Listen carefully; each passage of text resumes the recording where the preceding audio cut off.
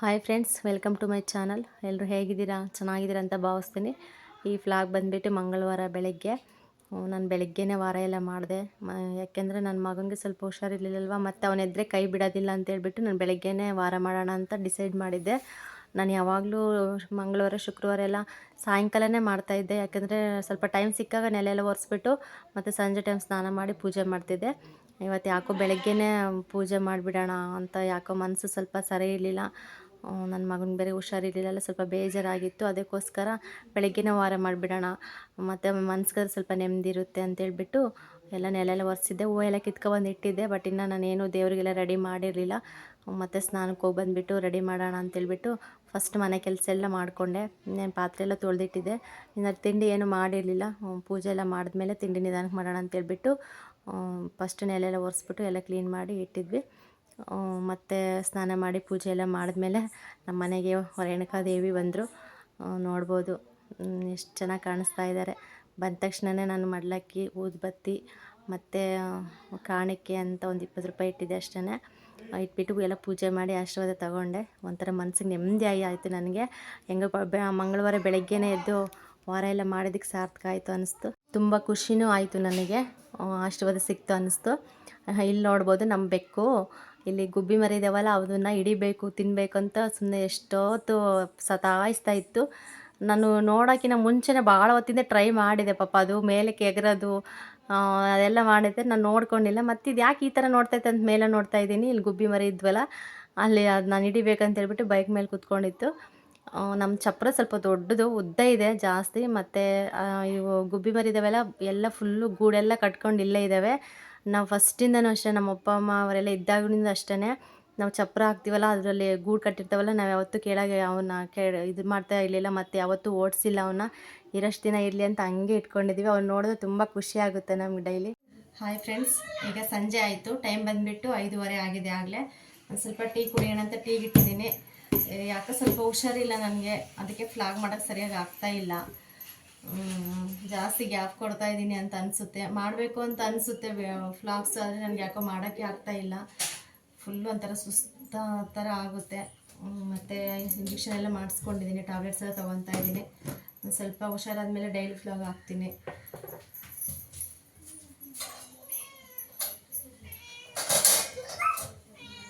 ದಯವಿಟ್ಟು ಎಲ್ಲ ಸಪೋರ್ಟ್ ಮಾಡಬೇಕಂತ ಕೇಳ್ಕೊಳ್ತೀನಿ.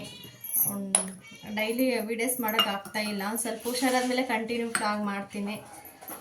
ಮತ್ತು ನನ್ನ ಮಗನಿಗೂ ಸ್ವಲ್ಪ ಹುಷಾರಿಲ್ಲ. ಅವ್ನು ಮತ್ತೆ ಮೋಷನ್ ಸ್ಟಾರ್ಟ್ ಆಗಿದೆ.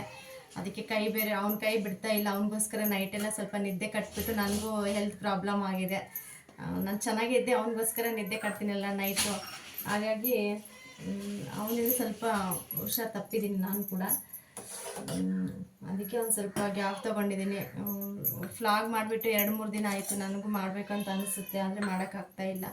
ಅದಕ್ಕೆ ಇವತ್ತು ಫ್ಲಾಗ್ ಸ್ಟಾರ್ಟ್ ಮಾಡಿದ್ದೀನಿ. ಇದು ಅಪ್ಲೋಡ್ ಆಗೋಷ್ಟೊತ್ತಿಗೆ ಯಾವಾಗ ಅಪ್ಲೋಡ್ ಮಾಡ್ತೀನೋ ನನಗೆ ಗೊತ್ತಿಲ್ಲ. ಆದರೆ ನಾಳೆ ಬುಧವಾರ ಮಾಡ್ಬೋದೇನೋ ಅಂತ ಅಂದ್ಕೊಂಡಿದ್ದೀನಿ. ನೋಡ್ತೀನಿ ಆದಷ್ಟು. ಇನ್ಮೇಲೆ ಒಂದು ಸ್ವಲ್ಪ ನನ್ನ ಮಗ ಹುಷಾರಾದ್ಮೇಲೆ ನೆಕ್ಸ್ಟ್ ಫ್ಲಾಗ್ ಮಾಡೋಕ್ಕೆ ಸ್ಟಾರ್ಟ್ ಮಾಡ್ತೀನಿ ಡೈಲಿನೂ. ಇವಾಗ ಅವನಿಗೋಸ್ಕರ ಸ್ವಲ್ಪ ಸ್ಟಾಪ್ ಮಾಡೋ ಥರ ಆಗಿದೆ. ಮತ್ತು ಸಾಯಂಕಾಲ ಟೈಮೂ ಫ್ಲಾಗ್ ಮಾಡೋಕ್ಕಾಗ್ತಾಯಿಲ್ಲ, ಕೈ ಬಿಡ್ತಾ ಇಲ್ಲ ಅವನು. ಮತ್ತೆ ಬಂದಾಗ ಚೆನ್ನಾಗಿದ್ದ. ಮತ್ತೆ ಊರಿಗೆ ಹೋದ್ಮೇಲೆ ನೆಕ್ಸ್ಟ್ ಊರಿಗೆ ಹೋಗಿ ಒಂದೇ ದಿನಕ್ಕೆ ಅವ್ನು ಮತ್ತೆ ಹುಷಾರು ತಪ್ಪಿದ್ದಾನೆ. ಯಾಕೋ ಗೊತ್ತಿಲ್ಲ, ಏನು ಅಜ್ಜಿನ ನೆನೆಸ್ಕೊಂಡಿದ್ದೇನೇನೋ ಗೊತ್ತಿಲ್ಲ ನನಗೆ. ಮತ್ತು ಅವತ್ತು ತಿಂಡಿ ಎಲ್ಲ ತಂದಿದ್ದೆಲ್ಲ ಸ್ವಲ್ಪ ಜಾಸ್ತಿ ತಿಂದ್ಬಿಟ್ಟ. ಮತ್ತೆ ಮೋಷನ್ ಸ್ಟಾರ್ಟ್ ಆಗಿದೆ. ಗೊತ್ತಲ್ಲ ಮಕ್ಕಳಿಗೆ ಒಂದ್ಸತಿ ಮೋಷನ್ ಆಗಿಬಿಟ್ರೆ ಯಾವ ಥರ ಇರುತ್ತೆ ಅವ್ರ ಸ್ಥಿತಿ ಅಂತ ನೋಡೋಕ್ಕೆ ಆಗ್ತಾಯಿಲ್ಲ. ದುಂಡು ಇರೋನು ಒಂದೇ ದಿನಕ್ಕೇ ಮೋಷನ್ ಆಗಿ ಎಷ್ಟು ಸಣ್ಣ ಆಗಿಬಿಟ್ಟಿದೆ. ಮುಖ ಎಲ್ಲ ಸಣ್ಣ ಆಗಿಬಿಟ್ಟಿದೆ, ಕಣ್ಣೆಲ್ಲ ಇಷ್ಟಿಷ್ಟೇ ಕಾಣಿಸ್ತಾ ಇದ್ದಾವೆ. ನಮ್ಗೆ ನೋಡಿಬಿಟ್ಟು ತುಂಬ ಬೇಜಾರಾಗ್ತಾ ಇದೆ. ನೈಟೆಲ್ಲ ಸ್ವಲ್ಪ ಮೋಷನ್ ಮಾಡ್ಕೊತಾನೆ ಇರ್ತಾನಲ್ಲ, ಅದಕ್ಕೆ ಎದ್ದೇಳಬೇಕು ಅವನಿಗೆ. ಅದಕ್ಕೆ ಸ್ವಲ್ಪ ನಿದ್ದೆ ಕಟ್ಬಿಟ್ಟು ನನಗೂ ಸ್ವಲ್ಪ ಹುಷಾರು ತಪ್ಪಿದ್ದೀನಿ. ಸ್ವಲ್ಪ ಚೆನ್ನಾಗಾದ್ಮೇಲೆ ನಾನು ಮತ್ತೆ ಫ್ಲಾಗ್ ಮಾಡೋಕ್ಕೆ ಸ್ಟಾರ್ಟ್ ಮಾಡ್ತೀನಿ. ಪ್ಲೀಸ್ ದಯವಿಟ್ಟು ಎಲ್ಲರೂ ಸಪೋರ್ಟ್ ಮಾಡಬೇಕಂತ ಕೇಳ್ಕೊಳ್ತೀನಿ ಫ್ರೆಂಡ್ಸ್. ಮತ್ತು ತರಕಾರಿ ಬಂದಿತ್ತು, ತರಕಾರಿ ಎಲ್ಲ ತೊಗೊಂಡೆ. ಸಾಂಬಾರಿಗೆ ಏನೂ ಇರಲಿಲ್ಲ, ತರಕಾರಿ ಎಲ್ಲ ಖಾಲಿಯಾಗಿತ್ತು. ಹೆಂಗೋ ಬಂದ್ರಂತೇಳ್ಬಿಟ್ಟು ತೊಗೊಂಡೆ. ನೋಡ್ಬೋದು ಒಂದು ಕಟ್ ಪಾಲಕ್ ಸೊಪ್ಪು ಮತ್ತು ಕೊತ್ತಂಬರಿ ಸೊಪ್ಪು ಅದೆಲ್ಲ ತೊಗೊಂಡೆ. ನೋಡಿ ಕೊತ್ತಂಬರಿ ಸೊಪ್ಪು ನೋಡೋಕ್ಕೆ ಎಷ್ಟಿದೆ ಶೂಡು. ಅದು ಬಂದುಬಿಟ್ಟು 10 ರೂಪಾಯಿ ಶೂಡು. ತುಂಬ ರೇಟಾಗಿದೆ. ಎಲ್ಲೂ ತರಕಾರಿ ಕಡಿಮೆ ರೇಟಿಗೆ ಸಿಗ್ತಾಯಿಲ್ಲ. ಮತ್ತು ಅಲ್ಲಿಂದ ಹಾಕೊ ಮಾರೋರು ಒಂದು 5 ರೂಪಾಯಿ ಜಾಸ್ತಿನೇ ಮಾರ್ತಾರಲ್ವ. ತಗೊಳ್ಳೇಬೇಕಾಗುತ್ತೆ. ನಮ್ಗೆ ಅರ್ಜೆಂಟ್ಗೆ ಅಂದರೆ ತಗೊಳ್ಳೇಬೇಕು. ಮತ್ತು ನಾವು ಸಿಟಿಗೆ ಹೋಗಿ ತರೋಕ್ಕಾಗಲ್ಲ. ಮತ್ತು ಸಂಡೇ ಹೋದರೆ ಸ್ವಲ್ಪ ಕಡಿಮೆ ರೇಟಿಗೆ ಸಿಗುತ್ತೆ. ಮತ್ತು ಮಿಕ್ಕಿದ ದಿನಗಳಲ್ಲೆಲ್ಲ ಫುಲ್ಲು ಅವ್ರು ಎಷ್ಟು ಹೇಳ್ತಾರೆ ಅಷ್ಟೇ ಕೊಟ್ಟು ತಗೊಂಬರ್ಬೇಕಾಗುತ್ತೆ. ಅದು ಬಂದುಬಿಟ್ಟು ಕೊತ್ತಂಬರಿ ಸೊಪ್ಪು 10 ರೂಪಾಯಿ ಶೂಡ ಆಗಿತ್ತು. ಇನ್ನೇನು ತೊಗೊಂಡೆ, ಅದು ಸ್ವಲ್ಪ ಹಣ್ಣಾಗಿತ್ತು, ಆದರೂ ಇರಲಿ ಬಿಡು ಅಂತ ತಗೊಂಡೆ. ಮತ್ತು ಒಂದು ಅರ್ಧ ಕೆ ಜಿ ಟೊಮೊಟೊ, ಒಂದು ಅರ್ಧ ಕೆ ಜಿ ಆಲೂಗೆಡ್ಡೆ, ಒಂದು 1/4 ಕೆ ಜಿ ಹಸಿರುಗಾಯಿ, ಮತ್ತು ಒಂದು 1/4 ಕೆ ಜಿ ಅಷ್ಟು ಗೋರಿಕಾಯಿ ತೊಗೊಂಡೆ ಅಷ್ಟೇ. ಮತ್ತು ಪಾಲಕ್ ಸೊಪ್ಪು, ಒಂದು ಶೂಡ್ ಕೊತ್ತಂಬರಿ ಸೊಪ್ಪು ತಗೊಂಡಿದ್ದೆ ಅಷ್ಟು ತೊಗೊಂಡಿದ್ದಕ್ಕೆ ಎಷ್ಟು 160 ರೂಪಾಯಿ ಏನಾಯಿತು. ಟೊಮೊಟೊ ಹಣ್ಣು ಬಂದುಬಿಟ್ಟು ತುಂಬ ರೇಟ್ ಆಗಿದೆ, 100 ರೂಪಾಯಿ ಕೆ ಜಿ ಬರೀ. ಅವು ಚೆನ್ನಾಗಿ ಫ್ರೆಶ್ ಆಗಿರಲಿ ಇಲ್ಲದೇ ಇರಲಿ, ಒಂದು ಸ್ವಲ್ಪ ಮೀಡಿಯಮ್ ಸೈಜ್ ಇದ್ದರೂ ಕೂಡ ಅಷ್ಟೇ ರೇಟು, ಕಮ್ಮಿನೇ ಮಾಡ್ಕೊಳ್ಳಲ್ಲ. ಮತ್ತು ತೊಗೊಳ್ಳೇಬೇಕಾಗುತ್ತೆ. ಅಟ್ಲೀಸ್ಟು ನಾವು 2-3 ಹಾಕೋದಕ್ಕೇನ ಒಂದು ಹಾಕ್ಬಿಟ್ಟು ಒಂದು ಸ್ವಲ್ಪ ಹುಣಸೆ ಹಣ್ಣು ಹಾಕಿ ಮಾಡಿದ್ರೂ ಏನೋ ಒಂಥರ ನೆಮ್ಮದಿ ಇರುತ್ತೆ. ಪ್ರತಿಯೊಂದು ಸಾಂಬಾರಿಗೂ ಎಲ್ಲದಕ್ಕೂ ಟೊಮೊಟೊ ಯೂಸ್ ಮಾಡಿ ಇವಾಗ ಸಡನ್ನಾಗಿ ಬಿಡಬೇಕಂದ್ರೆ ಆಗಲ್ಲ. ಅದಕ್ಕೆ ಇವಾಗ 2-3 ಹಾಕೋ ಇದರಲ್ಲಿ ಒಂದು ಹಾಕ್ಬಿಟ್ಟು ಒಂದು ಸ್ವಲ್ಪ ಹುಣಸೆ ಹಣ್ಣು ಹಾಕಿ ಸಾಂಬಾರು ಮಾಡಿದ್ರೂ ಒಂಥರ ಟೇಸ್ಟ್ ಚೆನ್ನಾಗಿರುತ್ತೆ. ಇರೋದ್ರಲ್ಲಿ ಅಡ್ಜಸ್ಟ್ ಮಾಡ್ಕೊಂಡು ಹೋಗಬೇಕು. ಅದಕ್ಕೆ ನಾನು ಸ್ವಲ್ಪ ಅರ್ಧ ಕೆ ಜಿ ತೊಗೊಂಡೆ, ಅಷ್ಟು ಜಾಸ್ತಿ ಹಣ್ಣು ತೊಗೊಳ್ಳಿಲ್ಲ. ಇವಾಗ ನಾನು ಅರ್ಧ ಕೆ ಜಿ ಟೊಮೊಟೊ ಹಣ್ಣು ತೊಗೊಂಡ್ರೆ ನನಗೇನಿಲ್ಲ ಅಂದರೆ 1 ವಾರ ಬರುತ್ತೆ. ಆ ಥರ ಯೂಸ್ ಮಾಡ್ತೀನಿ. ಸ್ವಲ್ಪ ನೋಡಿ ಬಿಕ್ಕಟ್ಟಲ್ಲಿ ಯೂಸ್ ಮಾಡ್ತೀನಿ. ಇನ್ನೊಂದು ವಿಷಯ ಅಂದರೆ ಇವಾಗ ಸೀಸನ್ನು ಈಗೆಲ್ಲ ನಮ್ಮ ಹಳ್ಳಿ ಸೈಡ್ ಅಲ್ವಾ, ಹಳ್ಳಿ ಸೈಡ್ ಆಲ್ಮೋಸ್ಟ್ ಎಲ್ಲರೂ ಟೊಮೊಟೊ ಗಿಡ ಹಾಕಿದ್ದಾರೆ. ಅದು ಬರೋಷ್ಟೊತ್ತಿಗೆ, ಬೆಳೆ ಬರೋಷ್ಟೊತ್ತಿಗೆ ತಿನ್ನೋರೇ ಇರಲ್ಲ, ಅಷ್ಟು ಟೊಮೊಟೊ ಹಣ್ಣು ಸಿಗ್ತಿರುತ್ತೆ. ಮನೆಯಲ್ಲಂತೂ ಸುಮ್ಮನೆ ಎಲ್ಲಿ ನೋಡಿದ್ರು ಬರೀ ಟೊಮೊಟೊ ಹಣ್ಣೇ ಕಾಣಿಸ್ತಾ ಇರುತ್ತೆ.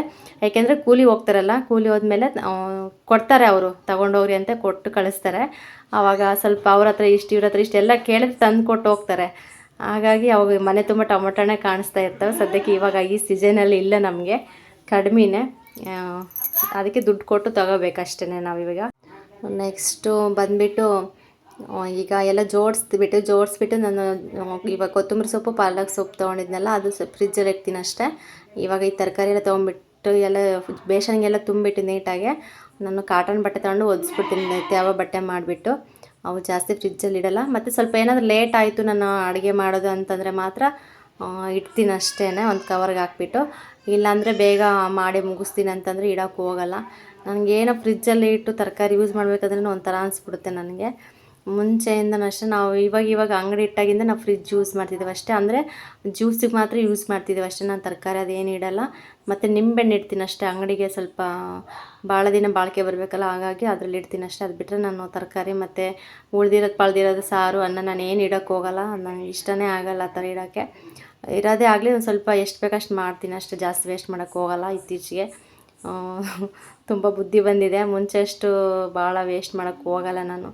ಮುಂಚೆ ಬೇಜಾನೆಲ್ಲ ವೇಸ್ಟ್ ಮಾಡಿ ಕಳ್ಕೊಂಡು ನನಗೆ ಇವಾಗ ಪಶ್ಚಾತ್ತಾಪ ಪಡ್ತಾಯಿದ್ದೀನಿ. ಇವಾಗಿಂದನಾದರೂ ಸ್ವಲ್ಪ ನಾನು ಕಂಟ್ರೋಲ್ ಮಾಡಬೇಕು ಅಂತೇಳ್ಬಿಟ್ಟು ಎಲ್ಲದರಲ್ಲೂ ಕಂಟ್ರೋಲ್ ಮಾಡ್ಕೊಂಬರ್ತಾಯಿದ್ದೀನಿ. ಇವಾಗ ನಮ್ಗೆ ಎಷ್ಟು ಬೇಕೋ ಅಷ್ಟು ತಗೊಂಡು ಯೂಸ್ ಮಾಡಿದ್ರೇ ನಮ್ಮ ಮುಂದಕ್ಕೆ ಸ್ವಲ್ಪ ಉಳಿಯುತ್ತೆ ಅನ್ನೋ ಒಂದು ಥಾಟ್ ಬಂದಿದೆ ಮೈಂಡಿಗೆ. ಈ ವ್ಲಾಗ್ ಇಲ್ಲಿಗೆ ಎಂಡ್ ಮಾಡ್ತೀನಿ. ಪ್ಲೀಸ್ ಸಪೋರ್ಟ್ ಮಾಡಿ ಅಂತ ಕೇಳ್ಕೊಳ್ತಾ ನೆಕ್ಸ್ಟ್ ವ್ಲಾಗಲ್ಲಿ ಸಿಗೋಣ ಫ್ರೆಂಡ್ಸ್. ಬಾಯ್ ಎಲ್ರಿಗೂ.